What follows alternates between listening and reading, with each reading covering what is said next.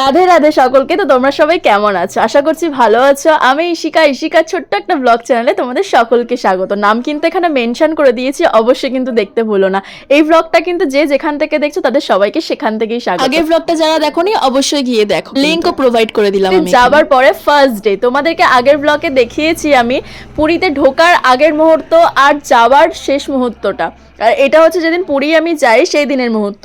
তো চলো এখান থেকে কিন্তু স্টার্ট করে দিয়েছি। এই যে আমরা পুরীতে সবে এন্ট্রি নিয়েছি গাইস, 2 দিনের জার্নি, মানে 1.5 দিন বলতে পারো।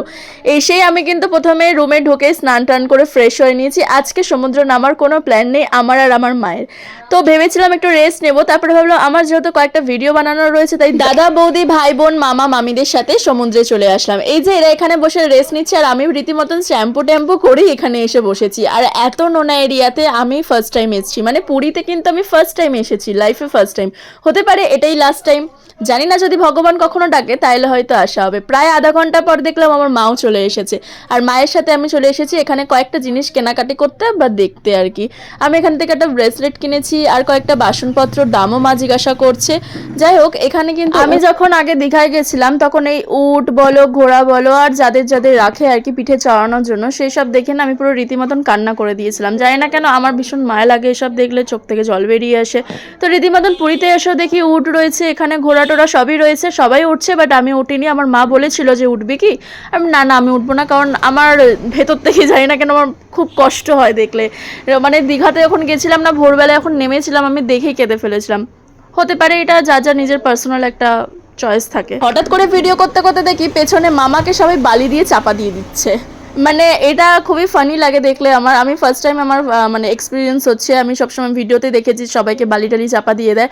তো মামা এখানে শুয়ে পড়েছে আর মামাকে সবাই মিলে এখানে বালি টালি ধরে দিয়ে চাপা দিচ্ছে। আর এই যে মামি এসেছে, মামিতে এসে দেখেই অবাক যে বাবা ছেড়ে দেয় আমার বরকে সবাই মিলে চাপা দিয়ে দিচ্ছে। পুরীতে এসে ভীষণই ভালো লাগছে।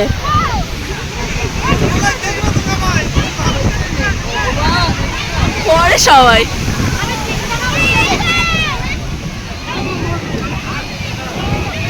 বাবা কানে তো ঢুকিয়ে দিয়েছে পুরো।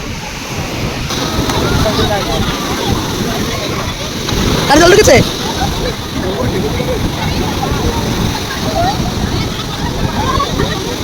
সমুদ্র এলাকা আসা মানে নোনা এরিয়া চলে আসা। নোনা এরিয়াতে আসা মানে তোমার স্কিনের কালার যেমন ছিল ঠিক 3 দিন পরে বা 4 দিন পরে তোমার স্কিনের কালারটা থাকবে না। রীতিমতন এই জিনিসটা আমাদের সাথে হচ্ছে। যখন দীঘাতে গেছিলাম তখন এতটাও ছিল না, কিন্তু পুরী থেকে ফেরার পরে মানে বাড়িতে যখন এসেছি এত বিভৎস একটা কালার হয়ে গেছে, গায়ের রঙের চেঞ্জ চলে এসেছে। মানে রোজ বলতে পারো মুলতানি মিট্টি, তারপরে যা যা আছে সমস্ত কিছু দিয়ে স্কিন কেয়ার করার চেষ্টা করছি। যাই হোক, এখানে আমরা ভীষণই আনন্দ করছিলাম। মানে এখানে সবাই এত উল্টে পাল্টে যাচ্ছিল, ওখানে বসে থাকতে থাকতে এদিকে চলে আসছিল। আর ভালোই হয়েছে আজকে আমি সমুদ্রে নামিনি, যার জন্য আমি ক্যামেরাটা আনতে পেরেছি, মানে আমার ফোনটা আনতে পেরেছি। আর আমি সবার ভিডিওগুলো একটুখানি ক্লিপ নিয়ে নিতে পারছি যাতে আমি তোমাদের সাথে শেয়ার করতে পারি। আর মামি তো মানে রীতিমতন এত ঢেউ খেয়েছে, আমার ওই মামি যে ইয়েলো কালারে চুড়িদার পরে বসে আছে, ওই মামি এত ঢেউ খেয়েছে মানে লাস্টে নিঃশ্বাস নিতে পারছিল না। তো এখান থেকে আমরা সোজা চলে যাব রুমের মধ্যে। এবারে আমাদের বাড়িতে যাওয়া মানে আমাদের রুমে যাওয়ার সময় চলে এসেছে। মায়ের সাথে একটু কটা সেলফি তুলে নিচ্ছিলাম আর এখানে সবাই বসে বসে সুন্দর একটা মুহূর্ত এক্সপিরিয়েন্স করছিল, মানে এত ভালো লাগছিল দেখতে। তো রীতিমতন আমাকে ভিজিয়ে দিয়েছে গাইস, পুরোপুরি আমি ভিজিনি, হালকা ফুলকা একটু ভিজেছিলাম, যেহেতু মামিরা টানা হিচড়া করছিল যে চ চ কেন যাবি না। বাট আমি যেহেতু শ্যাম্পু করে নিয়েছি আজকে এসে, সেকেন্ড ডে থেকে আমি পুরো নামবো। 2 দিনই নামবো, 3 দিনের মাথায় বাড়ি চলে যাব আমরা। তো এই ছিল আমাদের ভ্লগ। তোমাদের কেমন লাগলো অবশ্যই কিন্তু জানাবে, এখনো পর্যন্ত শেষ হয়নি। তো এটা হলো বিকেলের মুহূর্ত, সন্ধ্যাবেলা মানে বাড়িতে রুমে গিয়ে আমরা রীতিমতন ফ্রেশ হয়ে খাওয়া দাওয়া করে একটা টানা 2 ঘন্টা ঘুম দিয়ে দিয়েছি। এখানে ভাইরা বসে আছে, দাদা বৌদি সবাই মিলে ফটোশ্যুট করছিল। সন্ধ্যাবেলার যে দৃশ্যটা এত সুন্দর লাগে দেখতে, যে হাওয়াটা আসে না সমুদ্র থেকে, আলাদাই এক্সপিরিয়েন্স। এখানে হচ্ছে আমার পুরো মামার বাড়ি ফ্যামিলি রয়েছে, মানে আমার মায়ের জেঠুর ছেলে এগুলো ঠিক আছে। মানে আমার বড় মামা, মেজো মামা, সেজো মামা সবাই রয়েছে, 2টো মামা মামি আসেনি শুধুমাত্র। আর এখানে আমরা চিংড়ি মাছের পকোড়া নিয়ে নিয়েছিলাম। আর এই যে আমার ফার্স্ট ডে আউটফিট ছিল, মানে বিকালবেলা জিন্স আর টপ পরেছিলাম। আর এই যে আমার বড় মামি রয়েছে, এখানে বৌদি রয়েছে, ওখানে বড় মামা, এটা মেজো মামা রয়েছে, এখানে মেজো মামার বাচ্চা কাচ্চা রয়েছে, মানে ভাই বোনরা, এখানে দাদা টাদা মামি টামি সবাই রয়েছে, সবাই ভাবছিল কি যে আমি সেলফি তুলছি, কিন্তু সবার সাথে একটুখানি ভিডিও ক্লিপ নিয়েছিলাম। এই যে ইনি হচ্ছে ভিডিও কলে আমার মায়ের জেঠু, আর উনি হচ্ছে যে ভিডিও কলে আরেকজন যে বউকে দেখলে সেটা হচ্ছে আমার সব থেকে ছোটো মামি, ঠিক আছে, মায়ের জেঠুর ফ্যামিলির এরা। তারপর ঝালমুড়ি পেয়েছিলাম, ঝালমুড়ি খেয়ে নিয়েছিলাম একটু আমি। আর এখানের খাবারগুলো না আমার খুব একটা পছন্দ হয়নি, মাছ ভাজা তো আমার একদমই পছন্দ হয়নি, কারণ পুরো একদম সমুদ্রের পাশে, ঠিক আছে। তো চাউমিনগুলো দেখে ভক্তি আসছিল না, জানি না কেন, কারণ বালি টালিগুলো এত অতিরিক্ত আসছিল, সে মানে খুব একটা পরিষ্কার পরিচ্ছন্ন লাগছিল না বলে আমি শুধুমাত্র ঝালমুড়িটা খেয়েছিলাম। আর লাস্ট দিনকে না একটুখানি মিষ্টি ট্রাই করেছিলাম। সেই লাস্টের যে ব্লগ, মানে সেকেন্ডে আর থার্ডের ব্লগ তোমরা অবশ্যই তাড়াতাড়ি পাবে। তোমাদের কেমন লাগলো অবশ্যই জানাবে গাইজ। ফার্স্ট টাইম আমি পুরীতে এসেছি, ভীষণ আনন্দ করেছি।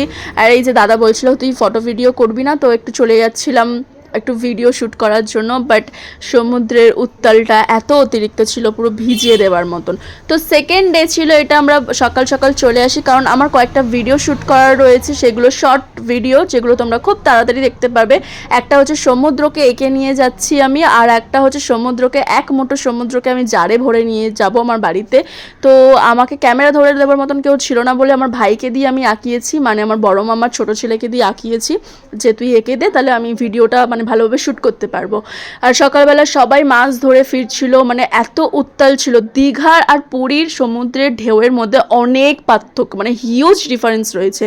মানে দীঘার ঢেউ এমন কিছুই না পুরীর ঢেউয়ের কাছে, মানে পুরীর ঢেউ এত অতিরিক্ত, আমার ফোনে জল ঢুকে গেছে। আমরা কত ওপরে বসে ভিডিও শ্যুট করার জন্য, ভাই পেন্টিং করছিল, সেইখানে পর্যন্ত জল চলে এসেছে। আর আমি আমার জিনিসগুলো ধরার জন্য, মানে হাতে ফোন ছিল, বুঝতে পারিনি আমার মানে ফোনের পেছনটাতে জল ঢুকে গেছিলো।